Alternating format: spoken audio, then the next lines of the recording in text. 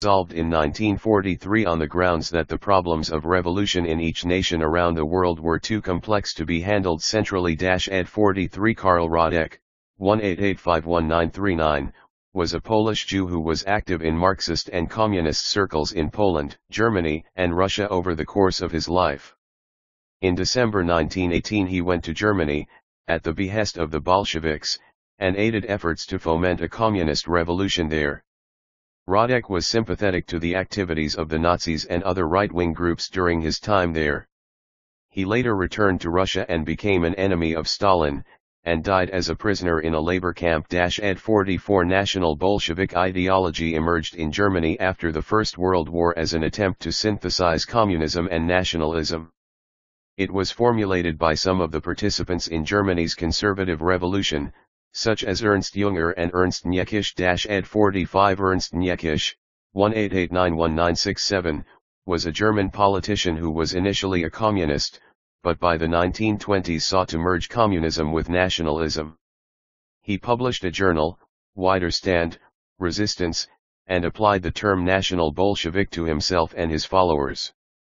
He rejected National Socialism as ini sosufpik unredlead stosius lias vie tunduniatis nimandrisman avdid bidetheme sting 1er9m37 a named boots bm comblindy.si ulupsoin unhaze rebelliath c ice no 1v9 ie4t5s, treatment of workers and return to the West in 1953.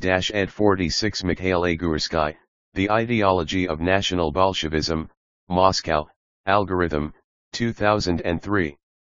47 The Molotov-Ribbentrop Pact, named after the respective foreign ministers of the Soviet Union and the Third Reich, was an agreement between the two powers in which the Soviets pledged not to get involved in any European conflict, while the Germans agreed to forego an alliance with Japan, which was then at war with the Soviets. Its provisions also divided Eastern Europe into zones of future German and Soviet control, paving the way for the joint German-Soviet invasion of Poland that began the Second World War. It was signed on August 23, 1939. Ed 48 The Crimean War was fought between the Russian Empire and the empires of Britain, France, and Turkey, as well as Italy, between 1853 and 1856 to halt Russia's expansion into the territories of the Ottoman Empire. Russia was defeated. Ed 49 The Munich Agreement was concluded in September 1938 between Germany, Britain, France, and Italy, allowing Germany to seize control of large portions of Czechoslovakia. Ed 50 Rudolf Hess, 1894187, had held the position of Deputy Führer since 1933, effectively being the most Fayakweedera Futlhamaon in Rothnetnoet Firunatals Fuklio Olizitngate Ririk Might Me Teen Right Hein of Blasrionimov Setlh. Akwazenskraren Heedzist Fulatwti Ormskinti Londulnd 1b0 e May 1941 in the hope of conducting peace negotiations with the British. Upon arrival, he was arrested and remained imprisoned for the rest of his life. Hitler denied any foreknowledge of Hess' flight and condemned it, although some historians have alleged that it may have been sanctioned by both Hitler and the British government as part of a secret negotiation that failed. Ed 51 This republic was the largest and most central of the various Soviet republics comprising the USSR, and included the territory of Russia itself. Ed 52 The Tehran Conference was the first of several conferences when the leaders of the major Allied powers met. Ed 53 Halford Mackinder, The Round World and the Winning of the Peace, Foreign Affairs, 1943, number 21. 54 Jean Thiriart, 1922-1992, was a Belgian nationalist with strong leftist and Third World sympathies. Opposed to both the United States and the Soviet Union, he founded a movement, Jeune Europe, which sought to liberate Europe from both by cooperating with nationalist and communist revolutionaries in the Third World. Late in life, he came to see himself as a national Bolshevik. Ed 55 Ng Galinch Teddy Ertiornt Forntheek Mompi Ernigd Furak Muadatrik Tos.tsm Edile.Lions D. Homs, Lurope, Nance, Avatar Editions, 2007. 56 Lavrent Beria, 1899193, was a Soviet politician who was in charge of the NKVD, secret police, from 1938, during the Great Purge, until 1946, and was then deputy premier. He was tried and executed for treason shortly after Stalin's death. Ed 57 Gene Thyriart, Euro-Soviet Empire. This book was never completed and never published. Claudio Mutti's biography of Thyriart, which includes a discussion of the uncompleted project, is online at http://www.eurasia-rivista.org/the-of-gene-Thyriart/13850. 58 George F. Kennan, 190420005, was an American diplomat whose views were highly influential upon America's geopolitical strategy towards the Soviet Union in the early years of the Cold War. Ed 59 Robert Stauss-Hube, 190420002, was an American diplomat who was regarded as a hardliner during the Cold War. Ed 60 Arab socialism is a form of socialism that emerged in the Arab world in the 1940s, which combines socialism with pan-Arab nationalism. Some exemplary Arab socialist regimes have been that of Nasser in Egypt, and the Ba'athist regimes of Iraq and Syria. Ed 61 Theodore Hall, 1925199, along with the British scientist Klaus Fuchs, worked on the Manhattan P. Projevkat F. Anistsabab Siertzio and Tomaisk Ziesrov Sertad Tanidi Sladvasiats.eas Lathtiru Gh ed. Was questioned by the FBI, no definitive. 62 Vyacheslav Molotov, 18901986, was a leading Bolshevik from before the time of the Russian Revolution in 1917. He most famously served as the Soviet Union's Minister of Foreign Affairs from 1939-1949 and again from 1953-1956. He spearheaded the USSR's treaty with the Third Reich in 1939. He defended the policies of the Stalinist era until his death. Ed 63 Détente refers to the period of the lessening of tensions between the Soviet Union and the United States, which began in the late 1960s and continued through the 1970s, marked by an increased willingness of both parties to compromise in order to preserve peace. Ed 64 Igor Shafarevich, b. 1923, is a mathematician, also known for a book he published in 1980, The Socialist Phenomenon, which claimed that socialism was inherently anti-individualistic and nihilistic. In 1982 he wrote a book called Russophobia, in which he claimed that elites with values different from those of the cultures they inhabit come to power and initiate reforms in nations, saying that the Jews occupied this role in the Russian Revolution. Ed 65 Leonid Brezhnev, 1906-1982, was Premier of the Soviet Union from 1964 until his death. His tenure, especially the latter part of it, marked a period of increasing economic and social stagnation and increasing Soviet aggression in foreign affairs. Ed 66 Nur Muhammad Tariki, 1917-1979, was a socialist who was president of Afghanistan from April 1978, when he came to power following a coup, until he was deposed and murdered, which was one of the catalysts for the subsequent Soviet occupation. Ed 67 Hafizullah Amin, 1929-1979, although a communist, attempted to orient Afghanistan away from the Soviet Union. The Soviets, alarmed by this, sent in troops and accused Amin of being a CIA agent. He was killed in the subsequent fighting. Ed 68 Babrik Karmal, 1929-1996, was president of Afghanistan from the end of 1979 until 1986. Ed 69 Zbigniew Brzezinski, b. 1928, was the National Security Advisor during the Carter administration. He was a hawk on the Soviet Union and began to move the United States away from the policy of détente with the Soviets that it had been following. Ed 70 The Great Game refers to the competition between the British and Russian empires for influence in Afghanistan, which continued from the early 19th until the early 20th century. Ed 71 Andrei Senserev, 18651-937, was a Russian general who volunteered for the Red Army during the Russian Revolution. Having earlier served throughout the Middle East and Asia, he became the head of the Institute of Oriental Studies in Moscow following his military career. Ed 72 Andrei Senserev, Afghanistan, preparing for the Bolshevik incursion into Afghanistan and attack on India, 191920, Helion and Company, 2014. 73 Yuri Andropov, 1914-1984, was a communist from his teenage years and, as ambassador to Hungary, helped to crush the 1956 revolution there. He was appointed head of the KGB in 1967, and assisted the violent suppression of the Prague Spring Uprising, and became a member of the Politburo in 1973. He worked for the suppression of Soviet dissidents abroad and was also the main proponent of the intervention in Afghanistan in 1979. He became General Secretary in November 1982 but only held the position for 15 months, prior to his death. Ed 74 Konstantin Chernenko, 1911-1985, was a lifelong communist who had been a member of the Central Committee since 1965. Ed 75 Aurelio Pecchi, 1908-1984, had worked for the Italian automotive company Fiat since the 1930s, and also became president of the Italian office supply company Olivetti in 1964. During the fascist period he was involved in opposition activities.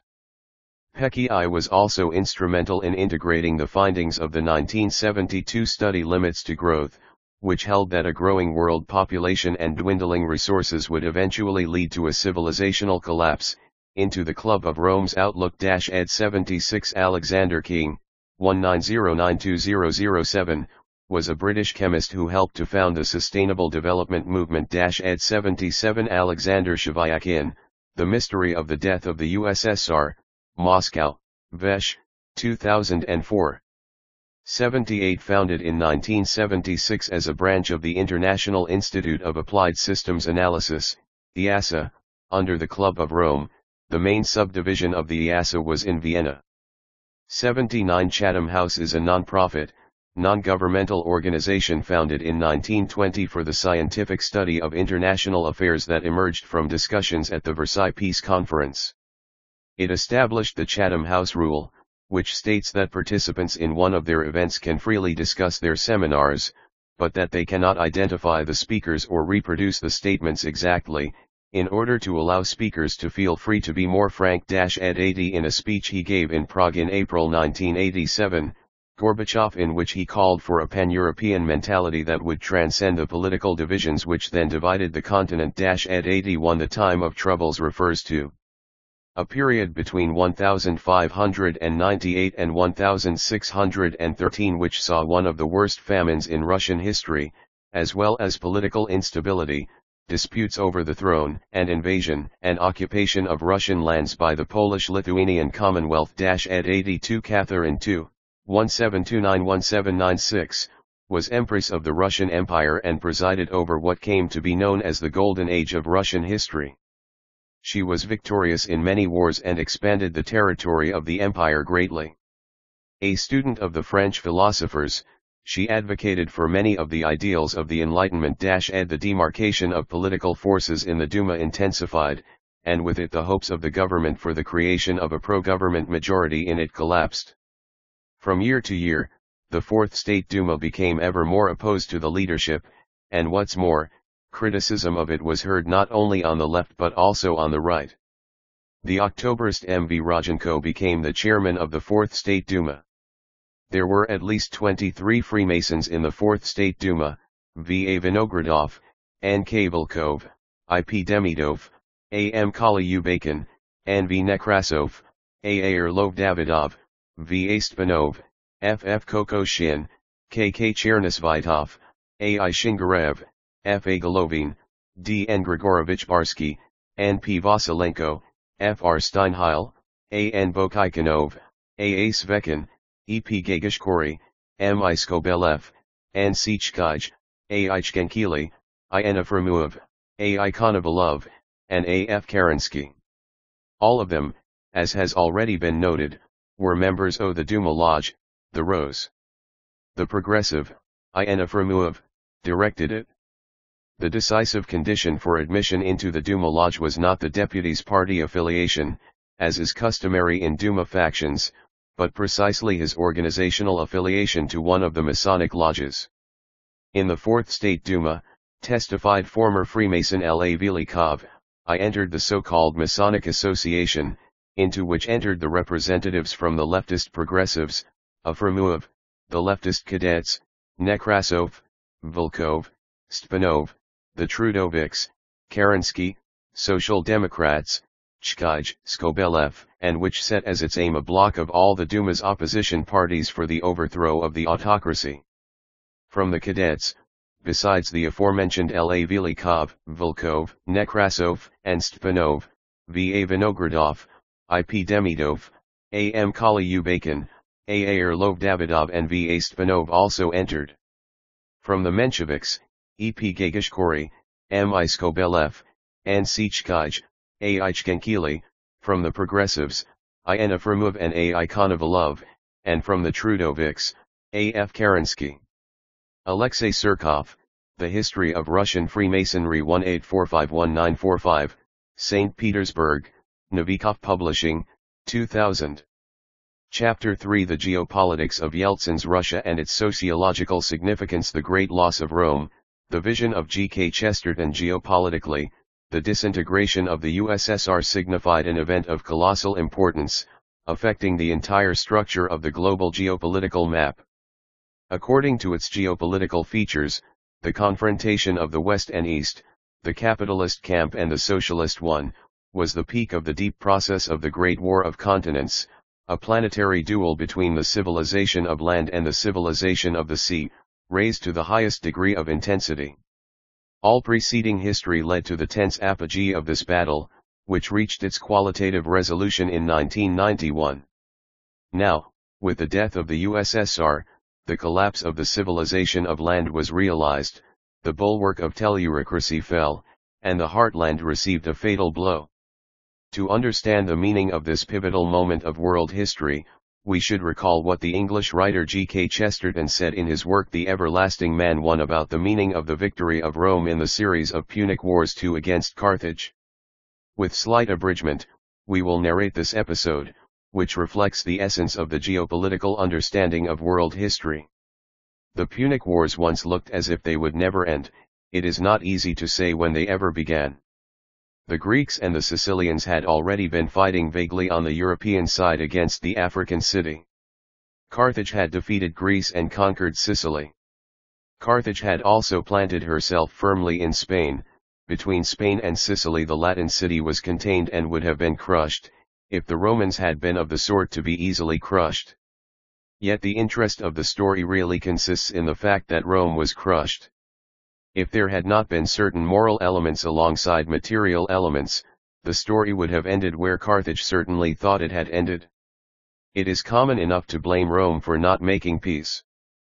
But it was a true popular instinct that there could be no peace with that sort of people. It is common enough to blame the Roman for his delenda est Carthageo, Carthage must be destroyed.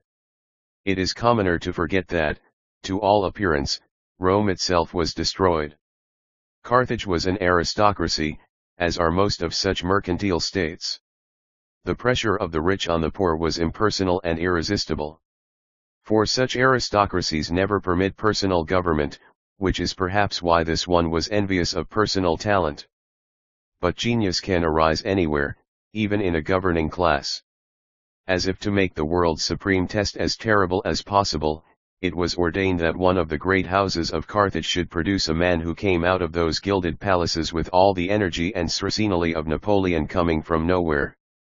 At the worst crisis of the war Rome learned that Italy itself, by a military miracle, was invaded from the north. Hannibal, the grace of Baal as his name ran in his own tongue, had dragged a ponderous chain of armaments over the starry solitudes of the Alps and pointed south to the city that he had been pledged by all his dreadful gods to destroy. The Roman augurs and scribes who said in that hour that it brought forth unearthly prodigies, that a child was born with the head of an elephant or that stars fell like hailstones, had a far more philosophical grasp of what had happened than the modern historian who can see nothing in it but a success of strategy concluding a rivalry in commerce. Something far different was felt there and then, as it is always felt by those who experience a foreign atmosphere entering theirs like fog or a foul stench. It was no mere military defeat, and certainly no mere mercantile rivalry, that filled the Roman imagination with such hideous omens of nature herself becoming unnatural. It was Moloch upon the mountain of the Latins, looking with his appalling face across the plain. It was Baal who trampled the vineyards with his feet of stone. It was the voice of Tanit the invisible, behind her trailing veils, whispering of the love that is more horrible than hate. The burning of the Italian cornfields and the ruin of the Italian vines were something more than real, they were allegorical. They were the destruction of domestic and fruitful things, the withering of what was human before that inhumanity that is far beyond the human thing called cruelty. The war of the gods and demons seemed already to have ended, the gods were dead. The eagles were lost, the legions were broken, nothing remained in Rome but honor and the cold courage of despair. One thing still threatened Carthage, Carthage itself. There remained the inner working of an element strong in all successful commercial states, and the presence of a spirit that we know. There was still the solid sense and shrewdness of the men who manage big enterprises, there was still the advice of the best financial experts, there was still business government, there was still the broad and sane outlook of practical men of affairs, and in these things could the Romans hope. As the war trailed on to what seemed its tragic end, there grew gradually a faint and strange possibility that even now they might not hope in vain. The plain businessmen of Carthage, thinking as such men do of living and dying races, saw clearly that Rome was not only dying but dead. The war was over, it was obviously hopeless for the Italian city to resist any longer and inconceivable that anybody should resist when it was hopeless. Under these circumstances, another set of broad, sound business principles had to be considered. Wars were waged with money, and so cost money. Perhaps they felt in their hearts, as do so many of their kind, that after all war must be a little wicked because it costs money. The time had now come for peace, and still more for economy. The messages sent by Hannibal periodically asking for reinforcements were a ridiculous anachronism, there were much more important things to attend to now. It might be true that some consul or other had made a last dash to the Meta Eurus, had killed Hannibal's brother and flung his head, with Latin fury, into Hannibal's camp. Mad actions of that sort showed how utterly hopeless the Latins felt about their cause. But even excitable Latins could not be so mad to cling to a lost cause forever. So argued the best financial experts and tossed aside more and more letters, full of rather queer alarmist reports. So argued and acted the great Carthaginian Empire. That meaningless prejudice, the curse of commercial states, that stupidity is somehow practical and that genius is somehow futile, led them to starve and abandon that great artist in the school of arms, whom the gods had given them in vain.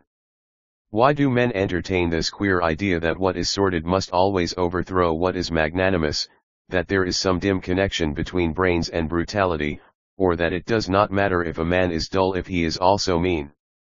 Why do they vaguely think of all chivalry as sentiment and all sentiment as weakness?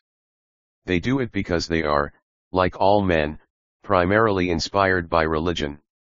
For them, as for all men, the first fact is their notion of the nature of things, their idea about what world they are living in.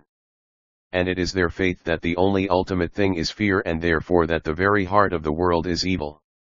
They believe death is stronger than life, and therefore dead things must be stronger than living things, whether those dead things are gold and iron and machinery or rocks and rivers and forces of nature. It may sound fanciful to say that men we meet at tea tables or talk with at garden parties are secretly worshippers of Baal or Moloch. But this kind of commercial mind has its own cosmic vision, and it is the vision of Carthage. It has in it the brutal blunder of the ruin of Carthage. The Punic power fell because there is in this materialism a mad indifference to real thought. By disbelieving in the soul, it comes to disbelieving in the mind. Being too practical to be moral, it denies what every practical soldier calls the moral of an army. It fancies that money will fight when men will no longer fight. So it was with the Punic merchant princes. Their religion was a religion of despair, even when their practical fortunes were hopeful.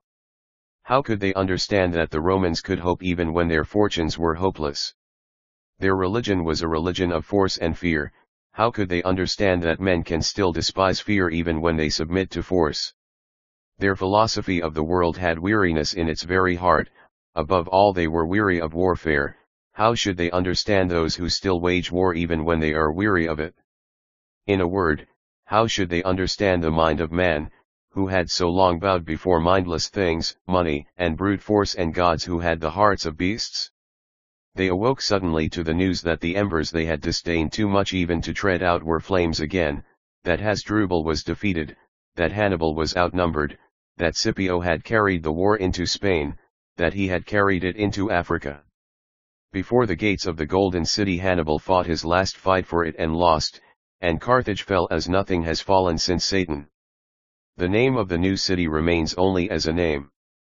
There is no stone of it left on the sand. Another war was indeed waged before the final destruction, but the destruction was final. Only men digging in its deep foundation centuries after found a heap of hundreds of little skeletons, the holy relics of that religion. For Carthage fell because she was faithful to her own philosophy and had carried to its logical conclusion her vision of the universe. Moloch had eaten his children. The gods had risen again, and the demons had been defeated after all. But they had been defeated by the defeated, and almost defeated by the dead. Nobody understands the romance of Rome, and why she rose afterwards to a representative leadership that seemed almost fated and fundamentally natural. Who does not keep in mind the agony of horror and humiliation through which she had continued to testify to the sanity that is the soul of Europe? She came to stand alone amid an empire because she had once stood alone amid ruin and waste. After that all men knew in their hearts that she had been representative of mankind, even when she was rejected of men. And there fell on her the shadow from a shining and still invisible light and the burden of things to be. It is not for us to guess in what manner or moment the mercy of God might have rescued the world, but it is certain that the struggle which established Christendom would have been very different if there had been an empire of Carthage instead of an empire of Rome. We have to thank the patience of the Punic Wars if, in after ages, divine things descended at least upon human things and not inhuman. Europe evolved into its own vices and its own impotence, but the worst it evolved into was not like what it had escaped. Can any man in his senses compare the great wooden doll, which the children expected to eat a little of the dinner, with the great idol, which would have been expected to eat the children? That is the measure of how far the world went astray, compared to how far it might have gone astray. If the Romans were ruthless, they were so toward an enemy and not merely a rival. They remembered not trade routes and regulations, but the faces of sneering men, and they hated the hateful soul of Carthage. If, after all these ages, we are in some sense at peace with paganism, and can think more kindly of our fathers, it is well to remember what was and might have been. For this reason alone we can take lightly the load of antiquity and need not shudder at a nymph on a stone fountain or a cupid on a valentine. Laughter and sadness link us with things long past and remembered without dishonor, and we can see not altogether without tenderness the twilight sinking around the Sabine farm and hear the household gods rejoice when Catullus comes home to Sirmio. Delita est cart Hago 3 in 1991, something directly contrary to the historic victory of Rome over Carthage occurred. Plunged into dust more than 2,000 years ago, civilization took revenge. This time Rome fell, the Third Rome, and Carthage won a victory. The course of world history was reversed. All those cruel words that Chesterton directed against Carthage are perfectly applicable to those who won a victory in the Cold War. Mercantile civilization prevailed over a heroic, ascetic, and Spartan civilization. The putrid spirit of plutocracy proved stronger than the perplexed and confused Romans of socialism, who had lost their vigilance. Significantly, Chesterton ties Rome's victory over Carthage to such events unique to Christianity as the birth of Christ in the Roman Empire, a land civilization. By this logic, only the Antichrist could have been born in a sea civilization.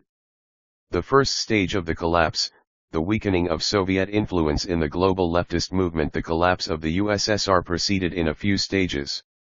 The first stage was characterized by a weakening of the influence of the USSR in foreign countries, in Africa, Latin America, the Far East, and Western Europe, where, under the banner of Eurocommunism, a reorientation of leftist and communist parties away from the Soviet Union to petty bourgeois and specifically European political realities had begun. This had already begun in the 1970s and reached its apogee in the 1980s. In this period, the propaganda campaign against the denunciation of Stalin's repressions and the totalitarian Soviet regime reached its peak, and even leftist political circles preferred to acquiesce in this criticism to remain politically correct. In the 1980s, especially after Gorbachev came to power, Moscow not only did not try to oppose something to these tendencies, but adopted them and began to gradually repeat the criticisms of Stalinism and, later, of Leninism, undermining the foundations of Soviet historical self-consciousness. Instead of strengthening its influence in the global leftist movement according to its geopolitical interests, the USSR adopted those propaganda clichés that had been implanted into this movement by the pro-capitalist, bourgeois powers interested only in weakening the land civilization and strengthening the sea civilization. The representatives of the Fourth International for the Trotskyists played a special role in this. Already being radical opponents of Stalin and his policy of building socialism in one country from the 1920s and 1930s, Trotskyites made the USSR their main enemy, and in this fight with the USSR they joined in solidarity with any powers they could, including those they considered their class enemies. Hatred toward the USSR and Stalin became the main feature of Trotskyism and led many of its representatives to side with the liberal camp, and to join the ranks of the more consistent and radical Atlantikists. These groups contributed heavily to tearing the international left and, more importantly, the communist movement, away from the USSR, beginning in the 1970s. Because of these processes, the USSR's network of influence in countries outside direct Soviet control was undermined, weakened, and partially removed from the coordinating control of Moscow. In other instances the same effect was produced by the inflexible policies of the USSR toward various ideological forces in the countries of the Third World, in particular, in Africa and the Islamic countries, where there was real opposition to American and Western European influence, but where no preconditions for a full-fledged socialist movement existed historically. One of the clear instances was Afghanistan, where the USSR made a bet only on the communists, ignoring the many national and religious groups which, under different conditions, could have been allies of the USSR in their rejection of Americanism and liberal capitalism. Thus, toward the end of the 1980s, the outer zone of Soviet influence in the world began to gradually fall to pieces. Geopolitically, this undermined the global structure of the influence of the heartland, which in the epoch of the Cold War succeeded in transferring its fight with the civilization of the sea to the periphery of the Eurasian mainland, or altogether beyond its borders. The second stage of the collapse, the end of the Warsaw Pact anti-Soviet revolutions in the countries of Eastern Europe, which culminated in the dissolution of the Warsaw Pact and the liquidation of the socialist camp, were the second stage. This was a colossal blow along the nearest zone of the USSR's strategic defenses. The loss of Eastern Europe was a nightmare that had haunted even Stalin and Beria, who had recognized the vulnerability of the structure of the European borders. The way Gorbachev's surrender of Eastern Europe proceeded was the worst possible scenario. Soviet troops were hastily removed from there, and, on a wave of anti-Sovietism, the vacated space was quickly filled by NATO troops, bourgeois ideology, and capitalist economics. The sea seized that which escaped from the control of the land. Carthage united to its zone of influence the territories from which Rome was expelled. Mackinder wrote, "Who rules East Europe commands the heartland, who rules the heartland commands the world island, who rules the world island commands the world." 6. After 1989, the civilization of the sea began to control Eastern Europe. Mackinder's project, inherited by the subsequent generation of Anglo-Saxon geopoliticians, all the way to Brzezinski, was put into practice. Having lost Eastern Europe, the USSR lost its most important zone of defense and took a colossal geopolitical blow. What is more, this blow was not compensated by anything and was not justified by anything. The Soviet media of that period presented the events in Eastern Europe as the victory of democracy, paralyzing the will to self-preservation and healthy rationality in the USSR itself. Our obvious defeat was portrayed as the victory of progress, and so forth. In this situation, the blame for which rests with Gorbachev and his circle, all the preconditions ripened for the final stage in this series of disasters, the dissolution of the USSR itself. The third stage of the collapse, the State Committee on the State of Emergency and the End of the USSR. This dissolution was evidently planned for June 1990, when the majority of Soviet republics in the USSR, including the RSFSR, proclaimed their sovereignty. But if all other Soviet republics put autonomy from the center and the possibility of moving towards statehood into their concepts of sovereignty, the sovereignty of Russia had a more ambiguous meaning, as it proposed autonomy from the center of the government whose core was Russia. It meant Russia's declaration of liberation from itself. This gesture was based on a domestic policy struggle between the leadership of the RSFSR, led by Yeltsin, and the leadership of the USSR, led by Gorbachev. But the fate of the government itself was put at stake in this opposition. By June 1991, it became clear that the process of granting autonomy to the Soviet republics was gaining momentum, and their leaders raised the question of signing a new Union treaty, which would have converted them into independent and sovereign governments. Using the formal mechanisms of the Constitution of the USSR, the heads of the Soviet republics, while deciding their domestic policy goals, strove to use the weakness and blindness of the Union's center for their own interests. The summer of 1991 passed in preparation for the denouement. It came on August 19, 1991, when a group of high-ranking Soviet leaders, the Vice President of the USSR, G. Yanayev, the Minister of Defense, D.T. Yazov, the Chairman of the KGB of the USSR, V.A. Kryukov, the Minister of Internal Affairs of the USSR, B.K. Pujo, the Prime Minister of the USSR, V.S. Pavlov, and others executed a coup for the prevention of the dissolution of the USSR. This event entered history under the name of the 1991 August coup. Gorbachev was placed under house arrest at his Crimean dacha in Foros, where he was vacationing. The leadership of the RSFSR was put under siege in the parliament, the White House. Geopolitically, the group that had performed the coup was acting in the interests of the heartland and attempted to prevent the collapse of the USSR, which was becoming inevitable given the continuation of the policies of Gorbachev and his circle, and of Yeltsin, despite the quarrels between them. Gorbachev did not make any effective efforts to preserve the USSR, and Yeltsin did all he could to get his share of power in the country, risking its complete fragmentation. In other words, the actions of the conspirators were geopolitically warranted and politically justified. The series of catastrophes suffered by the Soviet ideology, government, and geopolitical system, and the absence of any effective policies of opposition whatsoever from the side of the legally designated power, forced them to take extreme measures. However, the high-ranking bureaucrats who had seized power lacked the spirit, mind, and will to bring the matter they had begun to its end. They wavered, fearing to take abrupt, repressive measures against their opponents, and lost.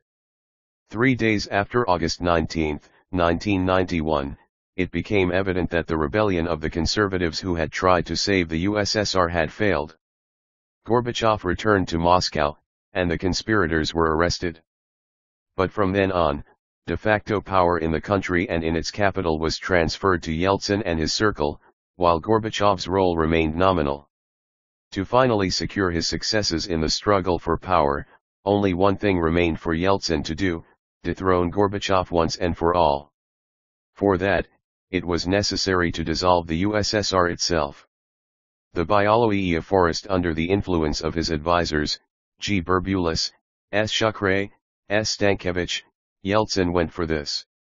On December 8, 1991, an agreement for the creation of a Commonwealth of Independent States was signed by the heads of the RSFSR, the Republic of Belarus, and Ukraine in the Bialowiya Forest, which meant the end of the existence of the USSR as a unified government. Thus, another geopolitical zone, established throughout many centuries of Russian history around the core of the heartland, was lost. This event continued the series of earlier events and signified a radical geopolitical catastrophe. This expression for the characteristics of the events of 1991 was used by Putin. Without any opposition or geopolitical compensation whatsoever, the Soviet government was divided into 17 independent governments, now lacking a single, supranational leadership. Thus, a government that had withstood so many serious shocks from the yoke of the time of troubles to the revolution of 1917 and the Civil War ended its existence. If earlier Russia had also suffered territorial losses comparable to those which occurred in 1991, they were compensated for by acquisitions in other areas, or they lasted for only a short while. From the time of Gorbachev and Yeltsin we can observe an absolutely new historical stage, when the leadership of Russia not only stopped increasing its territory or its zones of influence, but reduced them, radically, on a large scale, and irreversibly. Every Tsar or General Secretary had increased the space of the heartland's influence. The first to deviate from this rule was Mikhail Gorbachev, and Boris Yeltsin continued his policies. The fabricated structure of the CIS was an instrument of civilizational divorce, and did not carry even a hint of general leadership or potential for the integration of former republics. This was how the second dream of Mackinder, who had proposed the separation of the territory of Russia into several governments, including those that were a result of Gorbachev's and Yeltsin's reforms, such as the Baltic countries, Latvia, Lithuania, Estonia, Belarus, Ukraine, Moldova, Armenia, Georgia, and Azerbaijan, was put into practice. Yugo-Russia and Dagestan, which included all the northern Caucasus, had also figured on Mackinder's map. But in its main features, the thalassocratic project of the redistribution of Russia's structure in favor of the sea power was realized by the hands of Russia's democratic leadership. It is significant that the victory of the civilization of the sea was this time so convincing and deep that it was not only limited by the seizure of new strategic territories, which had been let out from the control of the civilization of land and placed under the control of the civilization of the sea, the countries of NATO. A sea ideology, or the influence of Carthage, had spread also to Russia itself, which accepted entirely the system of values of the victors in the Cold War. Geopolitical capitulation was accompanied by civilizational and ideological capitulation, bourgeois democracy, liberalism, the market economy, parliamentarism, and the ideology of the rights of man were proclaimed to be the dominant principles of the new Russia. Carthage penetrated the heartland. And if we consider the deep significance that Chesterton had given to the outcome of the Punic Wars, the basis of all the historical generalizations of all geopoliticians, it is difficult to overestimate the importance of these geopolitical events. In this period, a colossal blow was brought upon the civilization of land, the consequences of which have predetermined the general distribution of powers in the world until today. The unipolar moment, the collapse of the USSR and the entire Soviet planetary geopolitical structure meant a cardinal change of the entire global map. This was the end of the Yalta system and the conclusion of the bipolar world. In such a situation the heartland, as the core of the civilization of land, ceased to be an equal participant, half, of the world system and drastically lost its former positions. Instead of a bipolar world, the era of a unipolar world began. The American analyst and specialist in the sphere of international relations, Charles Krothamer, wrote in the influential American Journal Foreign Affairs, "It has been assumed that the old bipolar world would beget a multipolar world with power dispersed to new centers in Japan, Germany, and/or Europe, China, and a diminished Soviet Union/Russia. All three of these assumptions are mistaken. The immediate post-Cold War world is not multipolar. It is unipolar. The center of world power is the unchallenged superpower, the United States, attended by its Western allies. 7. The new architecture of international relations, built on the sole dominance of the USA, replaced the previous bipolarity. This meant, first, that the general structure of the bipolar world was preserved, but one of the two poles simultaneously withdrew. The socialist camp and its military strategic expression, the Warsaw Pact, were disbanded at the end of the 1980s, In 1991, the Soviet Union was disbanded. But the capitalist camp, which rallied around the USA, the military NATO bloc, and the bourgeois capitalist ideology, which dominated in the West, during the Cold War, was preserved in its entirety. However, the Soviet leaders in Gorbachev's era might have tried to present themselves as developing a new system of international relations upholding the interests of the USSR. An impartial analysis shows unequivocally that the West defeated the East, the USA defeated the USSR, the capitalist system defeated the socialist one, the market economy defeated the planned economy. In the Yalta world there were two supports for the architecture of international relations, alongside a complicated system of checks. In the new unipolar world only one authority remained, the USA and its allies. From now on, they acted both as prosecutor and judge, and even as the executor of punishment, in all contested questions of international life.